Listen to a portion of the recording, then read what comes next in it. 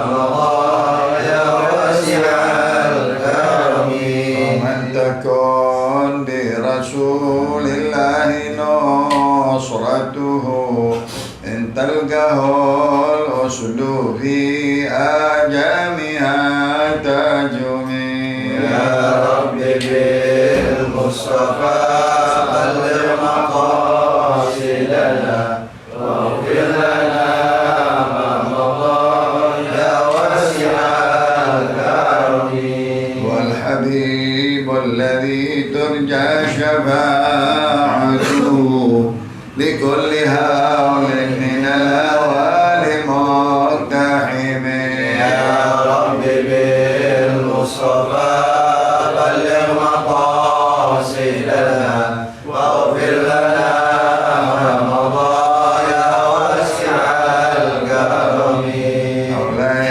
صل وسلم دائما أبدا على حبيبك خير الخلق كلهم يا رب بالمصطفى بلغ مقاصدنا واغفر لنا ما مضى يا واسع الكرم اللهم صل وسلم وبارك نفعنا مغفرة الذنوب ويستر العيوب ويصلح امور المسلمين ويكفينا واياكم شر الطاغين والباغين والحاسدين والمعتدين والمستكثرين شر الغاصبين ويرحم المسلمين ويفرج عن المسلمين ويشفي امراض المسلمين وان يوفقنا لما يحب ويرضى ويختم لنا بالحسنى ويجمعنا واياكم بدار كرامته استقر رحمته مع اللطف والعافيه وصلاح العالم والمال والذريه بجاه خير البريه الى التعلم والتعليم والتذكر والتذكير والنفع والانتفاع والافاده والاستفادة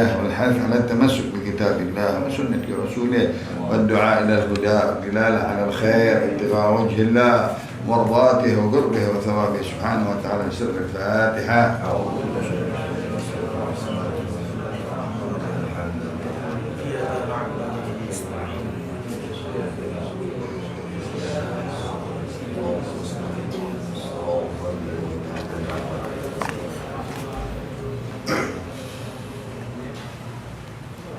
Bismillahirrahmanirrahim. Qala al-mu'allif rahimahullah ta'ala wa adama naf'a bihi wa bikum fid darain amin.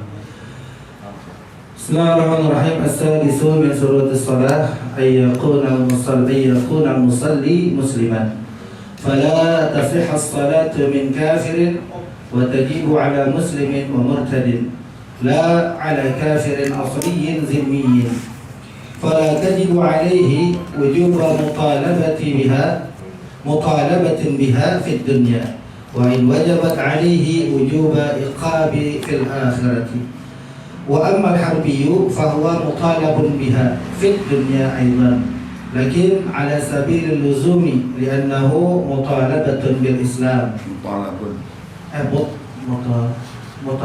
مطالب بالإسلام فرع لو أسلم الكافر أصيب على ما فعله من القرب التي لا تحتاج إلى نية كصدقة وصلة وعتق كما نقله الونائي عن المجموع.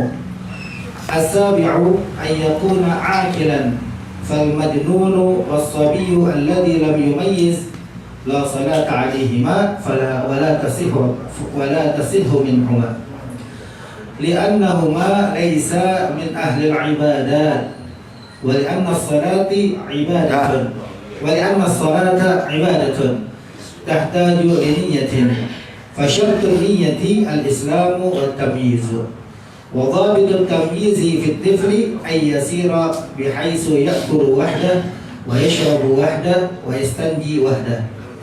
الثامن أن تكون المرأة نقية من الحيض والنفاس فالحائض والنفساء لا تصح صلاتهما ولا قضاء عليهما بعد زوال المانع ولو كان الحيض والنفاس في زمن الردة بخلاف زمان جنون المرتد فيجب قضاء الصلاة فيه لأن إسقاط القضاء عن المجنون رخصة والمرتد ليس من أهلها فإن دخل الوقت وهي ظاهرة وهي فإن دخل الوقت وهي طاهرة من الحيض والنفاس وعاكلة فطرأ عليها الحيض والنفاس والجنون والإغماء والسكر بلا تعدد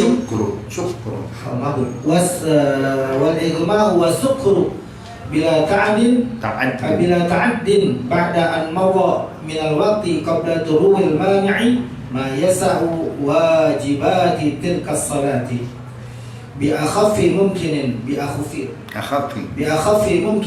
مع إدراك زمان طهر يمتنع تقديمه على الوقت كتيمم وطهر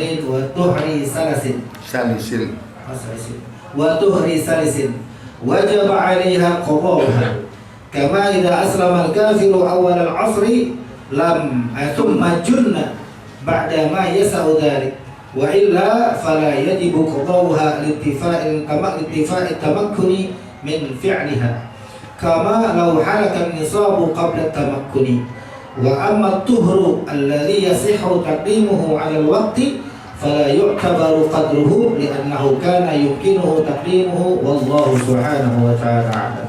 Alhamdulillah wa syukurillah ala ni'matillah wa ala barakatillah. Salawat dan salam kepada Rasulullah.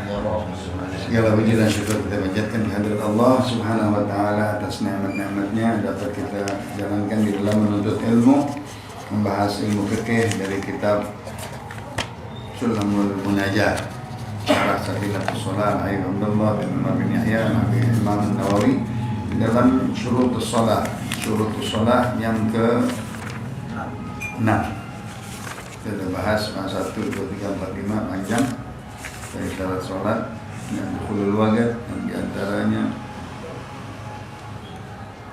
itu semuanya sudah kita bahas sampai tentang kiblat kemarin ya. Syarat sholat adalah madhab kiblat, istiqbalul kiblat. Dukhulul waqt yang keempat kemarin kita sudah bahas juga. Yang keempat adalah satru ma baina rajuli ma baina surrati wa satrul awrah. Yang keenam sekarang an yakuna musalli musliman. Jelas syarat sholat itu yang sembahyang harus muslim, yang mungkin kafir ya.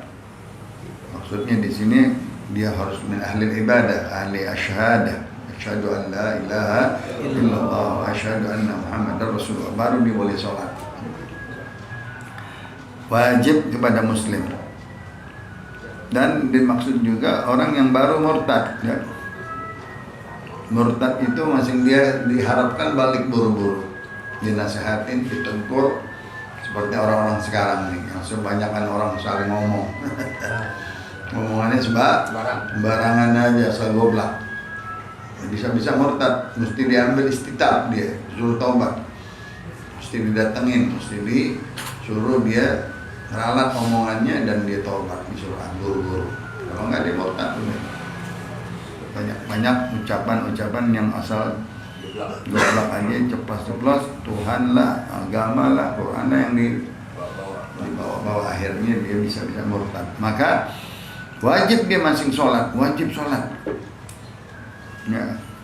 Bahkan dia nggak mau dibilang kafir, dibilang murtad aja nggak mau. Ya. Maka mereka wajib sholat. Bahkan gobok kalau dia nggak sembahyang nanti, ya, dengan omongan-omongan gitu tersebut. Tapi nggak wajib bagi orang kafir, kafir asli, kafir dhimmi, kafir harbi dan seterusnya. Ya. Kafir mu'ahad, kafir apa lagi? Kafir mu'amman yang diamanin sama orang Islam, mu'ahad yang dia membuat perjanjian, kafir dhimmi yang dia tinggal di negeri Islam, dia patuh tunduk kepada hukum Islam, apalagi kafir harbi ya, itu semuanya terutama musyrik, orang yang kufur, orang yang Yahudi, Nasrani nggak wajib semuanya. Wala ala kafir, wala tajib alaih, nggak wajib semua bagi mereka. Apa wujud mutalabah dan biha di dunia, dia nggak wajib dimintakan untuk disembahyang di dunia karena dia lakum dinukum lana amaluna wa lakum a'malukum la hujjata bainana wa bainakum. Enggak ada lagi kita memaksakan, la ikraha fid din. Dunia wa in wajabat alaihi fil akhirah, nanti memasukkan diri, termasuk himbauan mereka terhadap umat yang setelah Nabi Muhammad, semuanya umat Nabi Muhammad. Dia harus tahu bahwa ada Nabi akhir zaman, udah diutus Nabi dari 1400 tahun, 1400 tahun yang lalu. Dia tahu ada Nabi Muhammad, dia wajib masuk Islam, dia wajib menerima agama Islam, tapi membangkang. Udah dari zaman Nabi udah dibilang lakum dinukum dan amalna wa lakum a'malukum. Nanti wujub iqab. Dia wajib dapat siksa dari Allah Subhanahu, karena di zamannya telah datang Nabi akhir zaman dan dibicarakan di dalam Taurat dan Injil, mereka harus tunduk kepada Al-Quran, memeluknya, tapi mereka membangkangnya. Itu mereka orang-orang kafir. Adapun kafir harbi katanya, mutalabun biha fid dunya aidan lakin ala sabilil luzum. Kalau dia berperang pada kita, yang mana kalah menjadi budak, menjadi hampasan perang, dan dia diajak untuk masuk Islam. Masuk Islam seperti perangnya dengan Bani Quraidah, Bani dan Nadir, seperang dengan Khaybar. Dia masuk Islam, sebagiannya keluar dari negeri, keluar dari Madinah. Kalau dia nggak mau keluar. Yang mau tetap seperti Tulaqah Makkah. Tulaqah orang-orang yang dia masuk Islam karena kalah takluk di dalam peperangan Futuhat Makkah. Dia kalah, dia harus tunduk kepada Islam, dia masuk Islam. Tadinya harbi, tadinya perangi Rasulullah, musuh Rasulullah. Ya, mutalabun bil Islam, dia ditawarkan kalau gitu, diminta dia. Karena udah kalah perang, udah dia dulunya musuh. Kalau tadi Yahudi dan Nasrani memang dia punya agama, dia punya Tuhan, dia punya kitab dari langit. Nah, ini enggak, langsung dia harus kalah perang, ya. Kafir harbi, ya. Law aslama al-kafir ufiba ala ma fa'alu min al-ghurab allati tuhtaju ila niyyah. Kalau si orang kafir itu masuk Islam, ma'ruf, dia dapat pahala. Apa yang dia buat untuk mendekatkan diri, gurbah. Jamak qurab, jamak qurbah, ya. Ma fa'ala min al-ghurab. Apa yang dia kerjain daripada kurban, atau maksudnya segala yang mendekatkan dirinya kepada Allah Subhanahu, yang enggak perlu niat. Allati la tahtaju ila niyyah. Sedekah enggak perlu niat. Silaturahim enggak perlu niat. Membebaskan budak belian nggak perlu niat, dia baik di dalam masuk Islamnya, ya. Maka itu semuanya dia dapat pahala. Kecuali sebelum masuk Islam. Ya, walau aslama kafir ufiba ala ma fa'alu min al-jurab allati tahtaju ila niyyah, ya. Yang mana dia dulu masuk Islam. Dia masuk Islam selama dia belajar sholat, belajar pakai perbuatan segala-galanya diterima oleh Allah. Karena udah mengucap syahadat. Masuk Islam dia belum bisa pintar sembahyang. Baru ya orang kan masuk Islam namanya. Perlu pengintip. Tapi diajak ngaji mau, diajak sholat, diajak sedekah mau, diajak zakat mau, dia dapat pahala. Yang penting dia udah ucap 2 kalimat syahadat, walaupun belum ngerjakin yang lain-lain. Tapi untuk sedekah dia mau, untuk silaturahim dia mau, dia untuk membebaskan, untuk jihad dia mau, untuk nyumbang dia mau, untuk bangun dia mau. Kan ada begitu. Banyak yang begitu. As-sabi'an yakuna 'aqilan fal majnun was-sabiy alladhi yamazza la salata 'alaihima. Ya. Yang syarat yang ketujuh, dia harus berakal. Dalam keadaan dia berakal. Orang yang mau sholat itu syaratnya berakal. Nggak mungkin orang yang sholat gile, mabuk. Tadi kata Allah Subhanahu wa taala, ya ayyuhalladzina amanu la taqrabu sholati wa antum sukara. Ya ayyuhalladzina amanu la taqrabu sholata wa antum sukara. Nggak boleh dalam keadaan dia mabuk. Nggak boleh dalam keadaan hilang akal. Ya, apalagi gila, dia nggak paham dirinya, pakaiannya, auratnya dan sebagainya. Begitu juga sobi, begitu juga orang yang masih anak-anak yang masih kecil, belum ngerti apa-apa, nggak wajib dia, belum balik. Alladzi lam yumayyiz, yang belum dia bisa membedakan yang mana yang baik atau yang buruk, yang mana dia tahu cukup sholat dengan geraknya, dengan wudunya dia belum tahu, nggak wajib dia sholat. Alladzi lam yumayyiz la salata alaihima, bagi majnun, bagi sabi dia rufi'al galam an thalath, an-naim hatta yastajab, wa an sabi hatta yahtalim, wa an al-majnun hatta yafik. Diangkat semuanya dosa untuk 3 orang. Pertama-tama orang lagi tidur, dia nggak berdosa karena dia tidur. Yang kedua, orang yang gila sampai dia sadar. Yang ketiga adalah orang yang tadi disebut apa, anak kecil sampai dia balik. Anak kecil sampai balik. Ya, lam yumayyiz salata alaihima wa la tasihhu minhuma. Jadi kalau dia masih kecil, dia sembahyang, ya belum jatuh wajib, belum jatuh sah buat dia. Begitu juga orang gila sembahyang, nggak sah, ya nggak bagus syarat-syaratnya, rukun-rukunnya. Ya apalagi dia ngacak sembahyangnya, dan berdiri di sujud langsung. Orang gila namanya. Apa kata Rasulullah? Janibu masajidakum subyanakum mamajanikum. Kata Rasulullah, jauhin masjid kalian, jangan dimasukin sama orang gila sama anak-anak kecil. Anak kecil sama orang gila sama, nggak tahu apa. Dia lari-lari, orang sembahyang lari-lari. Anak kecil kan di bawah 7, di bawah 7 tuh. Ya, kita lagi ngaji dia main. Di masjid kita lagi ngaji, kita lagi sembahyang dia apa? Gila, sama gila. Janibu masajinakum subyanakum mamajanikum. Jauhin masjid kalian dari orang-orang gila sama anak-anak ya. Soalnya dia permainannya di masjid dia nggak tahu, dia lempar, dia nendang, dia lari. Ya.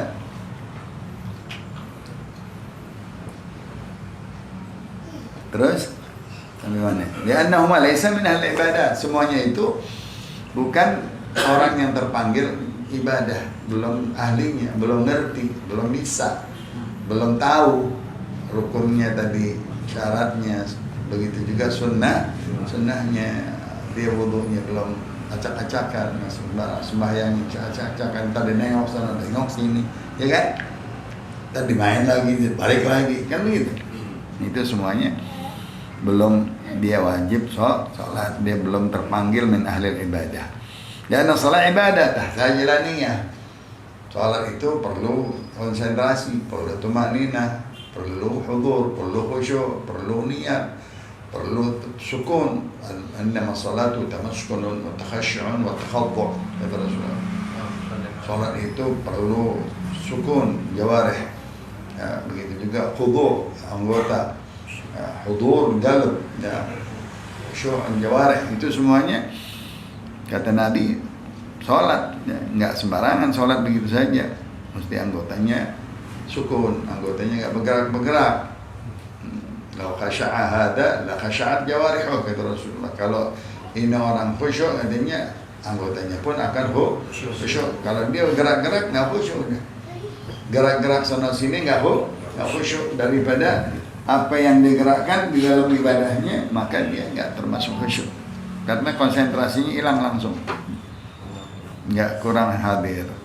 Nah, sholat dan tadi min ahlil ibadah, bukan orang-orang yang tadi anak kecil dan sobi, ya, yang dimaksud orang kedua al-majnun, ya, mereka bukan min ahli ibadah, bukan ahli sholat. Sholat itu perlu ruku sukunul jawarih, ya, hudur qalb, begitu juga perlu tumaninah dan lain-lain. Maka fasyartun niyah al-Islam wa tamyiz. Nah, syarat di dalam ibadah tadi perlu niat. Niat itu syaratnya orang Islam. Nanti orang kafir dia niat nawaitu shauma ghadin. Orang kafir nawaitu shauma ghadin, enggak sah. Nawaitu salatul maghrib, enggak sah. Karena dia belum Islam. Orang kafir dia niat bisa ngomong Arab. Kemarin di salah satu dialog orang pakar Islam dari Rusia, Dari Rusia. Pakar Islam kayak kita senok hogronya lagi di topin sekarang, lagi di lagi santar, lagi naik down di Jazirah. Kenapa? Dia jago Islam di Rusia. Orang dulu Rusia jago Islam. Bisa nggak dia masuk niat sembahyang? Nggak bisa. Lu mau syahadat? Udah dia tahu. Makanya bukan syahadat. Dia nggak mau syahadat. Padahal dia tahu Islam, dia tahu Islam agama, semua pintar. Tapi tetap aja nggak mau syahadat. Dia tahu kalau anda mau syahadat, anda Islam. Tuh, kan? Ayo, ente mau masuk Islam dulu. Baru ente pintar semuanya. Maka nggak bisa. Begitu juga anak kecil. Anak kecil sampai tadi apa? Dia tamyiz. Dia mengerti, bisa makan sendiri, minum sendiri, pakai sendiri, istinja sendiri, ngerti wudu, rapi, ngerti sholat, dia bisa tenang, dia nggak bisa gerak-gerik. Nah itu yang kayak tadi itu, nggak bisa bergerak itu. Di bawah 7, di bawah 10 deh. Pas 10 udah mulai apa namanya, tamyiz ya. 10 tahun itu kan dibilang apa? Apa kata Rasul? Muru auladakum lis-salati li-sab'ina wadribuha li-'ashrin. Batas 10 itu sinut tamyiz. Dia mulai dia paham, dia mulai dia ngerti. 10 itu udah bagus. Anak-anak yang 10 tahun itu tinggal diapalin apaan aja masuk sama dia. Dia ajarin cepat dia. Ntar yang keduanya pas 15 tuh lagi bersih-bersihnya, lagi cakep-cakepnya. Yang kedua kali, yang ketiga kali masih dikasih waktu sama umur. Kapan? 20. Kalau kita 20 cepat-cepat belajar. Masing dikasih waktu lagi 25. Masing dikasih waktu lagi 30 kalau mau belajar. Masing dikasih waktu lagi 40. Kalau masing nembus itu umur segitu dengan isi ibadah dan ilmu dan segala-galanya masing cerdas, masing cakep. Bahkan ulama-ulama yang negeri-negeri yang alim katanya 60 masing cerdas.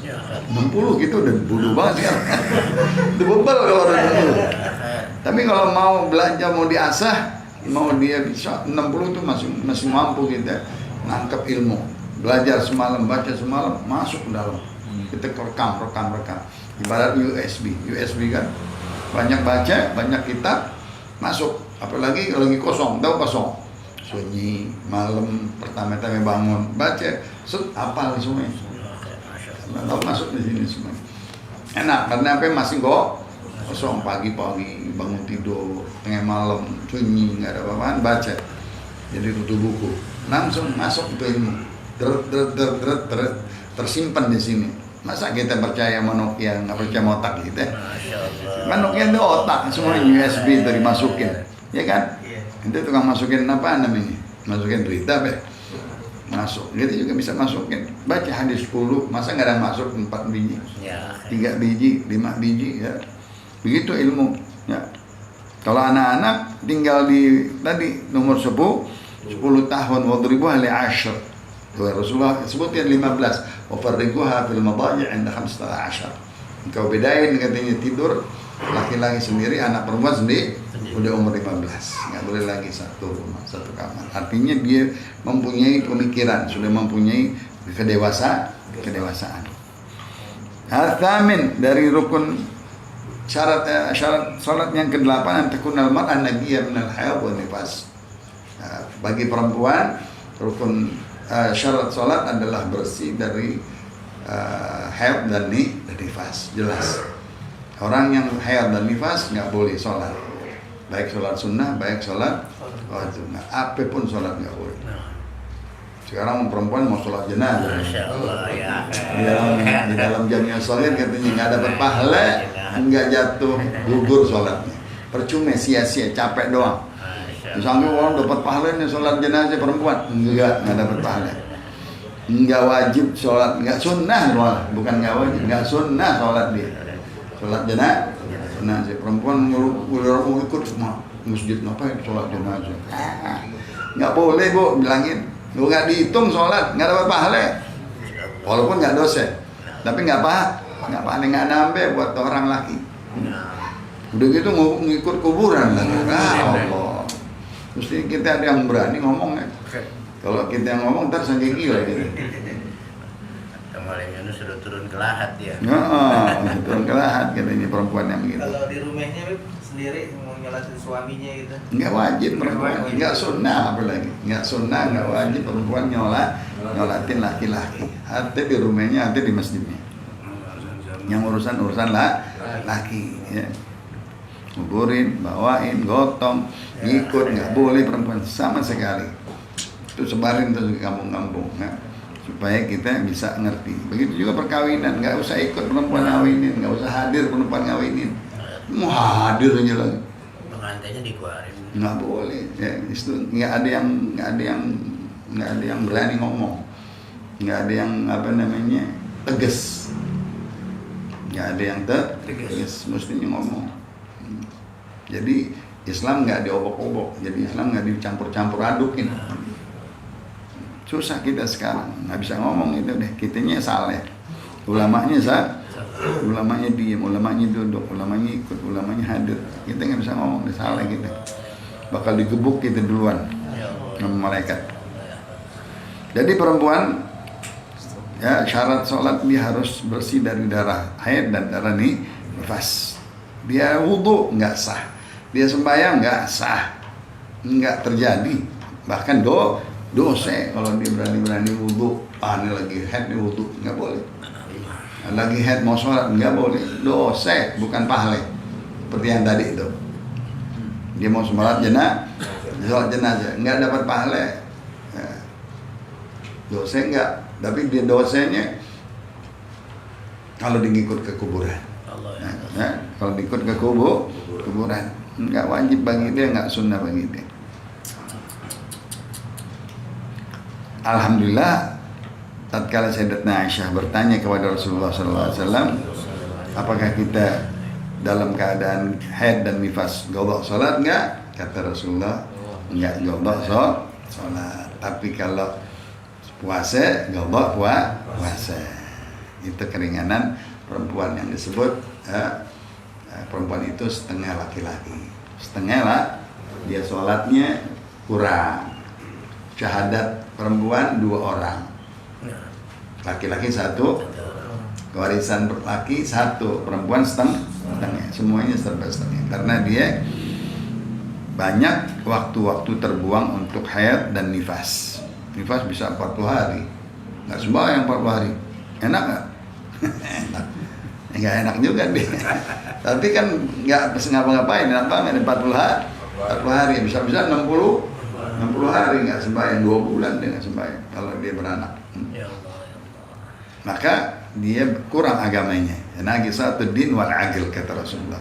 Perempuan itu kurang agama karena agamanya banyak istirahat, nggak sembahyang. Haidnya 6 hari 7 hari nggak sembahyang, nggak gobok lagi, enak nggak? Begitu juga nufasa yang lahirin.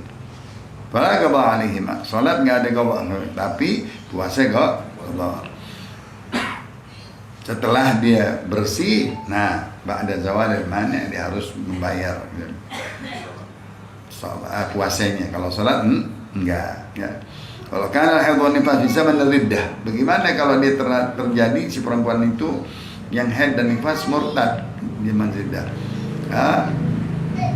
Enggak juga, enggak qada. Wajib qada as-salat.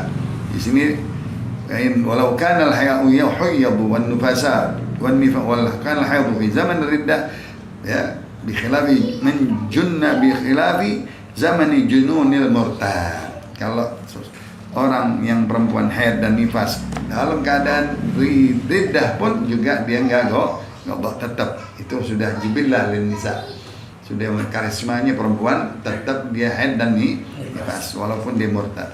Tapi junun kata di sini, orang yang bikhilaf zamani jununil murtad, orang murtad gila lagi, tetap dia qada nanti kalau dia masuk Islam lagi. Fa yajibu qada shalat bagi orang yang murtad lagi gila, ya, dia nanti masuk Islamnya lagi qada berapa hari dia tuh di murtad walaupun dalam keadaan gila. Ya anna isqatul qada 'anil majnun rukhsah. Wal murtad laisa min ahliha. Dia termasuk dihitung murtad, enggak dihitung gilanya. Karena dia memainkan agama. Nauzubillah min dzalik. Al-Habib Abdullah bin Umar juga, ya, Abdullah bin Husain Ya Abdullah bin Husain bin Tahir, masing saudara dari ibunya Abdullah bin Umar. Karangannya Sulamut Taufik. Sulamut Taufik berbicara tentang murtad, berbicara tentang orang-orang yang murtad. Di antaranya murtad gerakan, perbuatan, dan murtad ucapan, dan murtad akidah. Murtad akidah yang sekarang katanya murtad kebanyakan ucapan. Yang tadi kita cari namanya ruwaibidah. Rasulullah SAW berkata nanti banyak orang yang ruwaibidah, orang yang asal ceplas-ceplos ngomong, enggak dasar ilmu. Wala taqu ma laysa laka bihi ilm. Jangan main sembarangan ngomong yang engkau enggak punya dasarnya ilmu. Nah, itu dibicarakan di dalam Sulamut Taufik. Ya, baca bagus sekali tentang riddah, tentang ahli orang-orang yang berani ngomong sembarangan tentang Tuhan, tentang Nabi, tentang agamanya, tentang syiar agama, akhirnya jadi dia nggak terasa, dia nggak tahu. Itu dia gohok sholat terus. Dalam sholat dia istitab, dia nggak minta tobat, nggak ditobatin, nggak diingetin, nggak ditegur. Di dalam keadaan murtad. Naudzubillah min. Jadi kita mudah-mudahan jaga agama kita, jaga ilmu kita, jaga akidah kita daripada orang-orang yang munafik, orang-orang yang merusak Islam, pemotor nama Islam. Mudah-mudahan Allah cabut mereka yang gitu. Sampahnya masyarakat namanya tafih. Mereka tafih, orang-orang yang tafih, orang-orang yang enggak ahli harganya, enggak punya dasar ilmu, sembarangan aja ngomong. Naudzubillah, merusak nama orang baik, merusak nama ulama, merusak Islam dan seterusnya. Naudzubillah min dzalik. Kita hanya bisa di mimbar kita, bisa di majelis kita ngomong, nggak sampai ke mereka. Mudah-mudahan sampai. Amin. Orang-orang yang baik kita doain nama-namanya tetap baik. Orang-orang yang perusak ya dimasukkan sama orang-orang munafik, sama orang-orang Yahudi dan Nasrani, antek-antek bayaran orang-orang mereka. Nah itu digerawat tuh, dipupuk sama dia.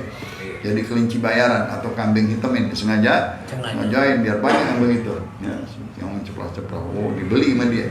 Bayar kalau gitu. Jangan mau gitu. Kita jangan mau. Kita ahli sunnah wal jamaah insyaallah. Sirrul Fatihah.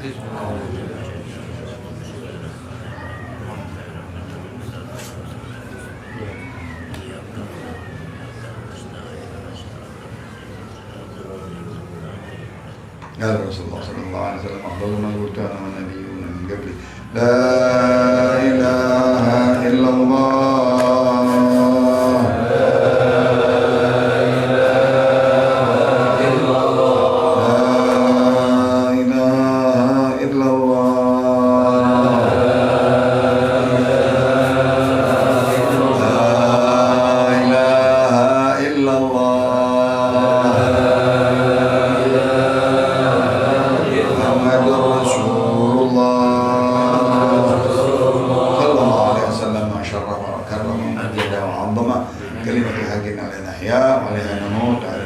إن شاء الله تعالى من الآمنين.